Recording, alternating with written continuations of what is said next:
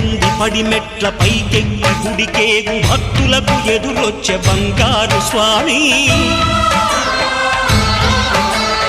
ఇరుముడులు స్పృశించి శుభమనుచు దీవించి జన బృందముల చేరే జగమేలు స్వామి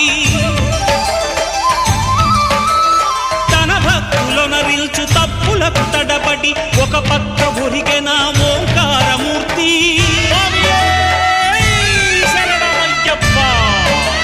స్వాములందరూ తనకు సాయము కాగా ధీమంతుడై లేచే ఆ కన్య స్వామి